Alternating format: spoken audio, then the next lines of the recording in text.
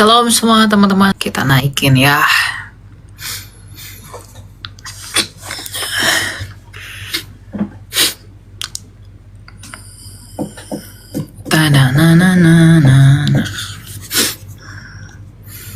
Oh ini nggak ada ya, baiklah kalau nggak ada. Harus ready ya, ready, langsung ready ya, biar dia langsung ke atas.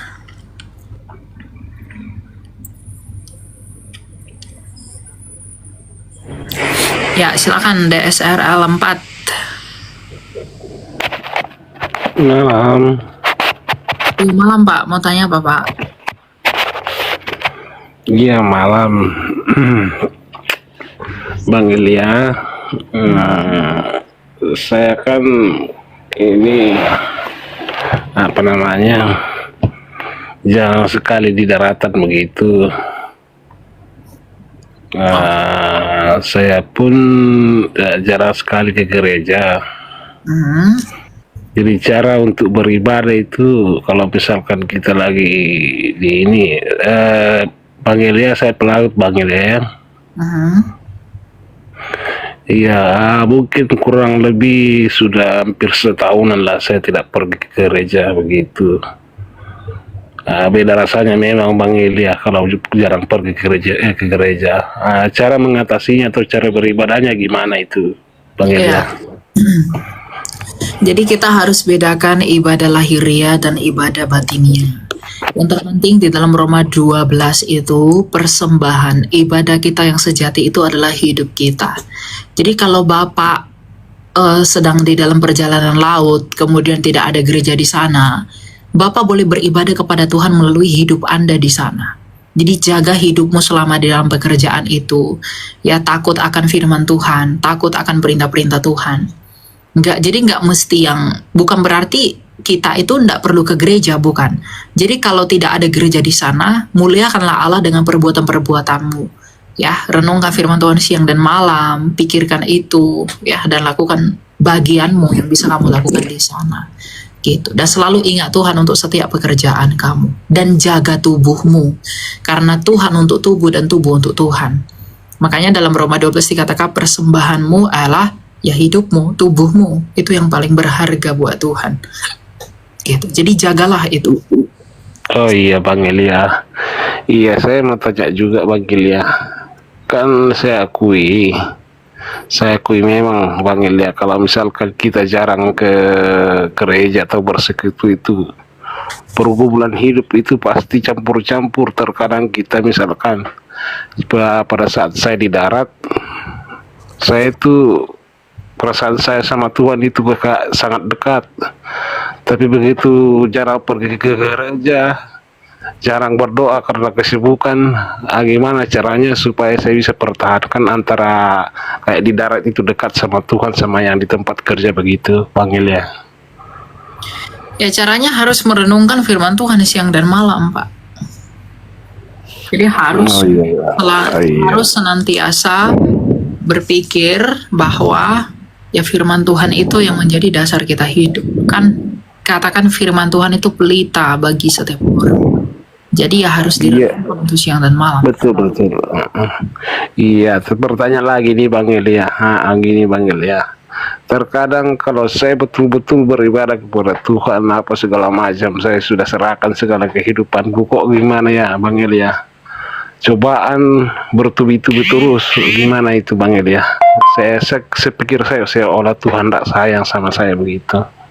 Kalau kamu dicobai, kamu harus bersyukur Pak. Karena tidak semua orang Tuhan berikan Tuhan izinkan datang pencobaan. Orang yang Tuhan diizinkan untuk dicobai adalah orang yang menurut Tuhan mampu melaluinya. Makanya Rasul Paulus bilang apa? Tuhan tidak akan mengizinkan pencobaan kepada kamu kalau kamu tidak mampu menanggungnya. Dan Rasul Paulus bilang kepada jemaat di Korintus bahwa pencobaan-pencobaan yang kamu alami adalah pencobaan-pencobaan biasa yang tidak melebihi kemampuanmu. Jadi kalau Tuhan sampai mengizinkan kita mengalami pencobaan, itu artinya Tuhan mempercayakan, Tuhan percaya kepada kita bahwa kita dapat melaluinya. Hasil akhirnya itu apa? Kemurnian iman. Jadi berbahagialah orang yang diizinkan untuk dicobai. Sama seperti Ayub. kita mengatakan bahwa Ayub berbahagia karena Tuhan mengizinkan iblis mencobai Ayub, yang dengan maksud itu Tuhan menguji Ayub agar imannya murni di hadapan Allah. Dan kemudian Ayub berbahagia karena upah dari imannya yang murni itu adalah dia memperoleh pemulihan. Jadi kalau Bapak katakan, mengapa saya semakin dekat dengan Tuhan, kemudian saya semakin banyak mendapatkan pencobaan?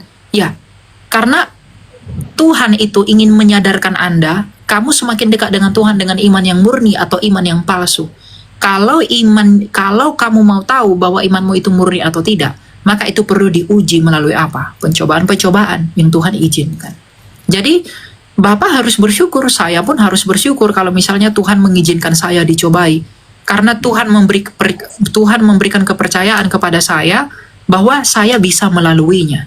Jadi kalau Tuhan sendiri mengizinkan pencobaan dalam hidup kita, artinya Dia sendiri tahu bahwa kita mampu melewatinya. Nah, tugas kita adalah bertekun di dalam Tuhan dan berjuang di dalam pencobaan itu agar kita bisa memperoleh upah kita yang daripada Tuhan. Karena semuanya itu adalah anugerah Tuhan. Tuhan Yesus saja mengalami pencobaan. Iblis mencoba Yesus. Allah Bapa mengizinkan Tuhan Yesus dicobai. Itu dengan maksud agar Yesus dinyatakan sebagai pribadi yang paling murni. Yang dengan demikian kita semua beroleh penebusan oleh karena kemurnian Kristus Tuhan kita itu. Nah, kita pun begitu.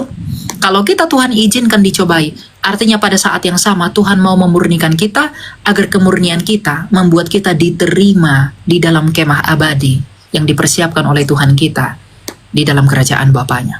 Jadi berbahagialah orang yang diizinkan untuk dicobai, karena itu adalah instrumen Allah untuk memurnikan iman kita semuanya satu persatu. Gitu, ya. Oh iya, makasih Bang Ilya. Terus terang Bang Ilya, memang selama ini pergumulan hidup yang saya alami itu ndak gampang, berat juga Bang Ilya.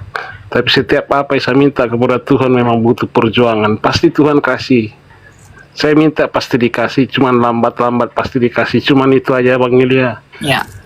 Semakin dekat, kadang-kadang pencobaan itu banyak sekali. Saya bilang seolah-olah saya tidak sanggup gitu Bang Ilya.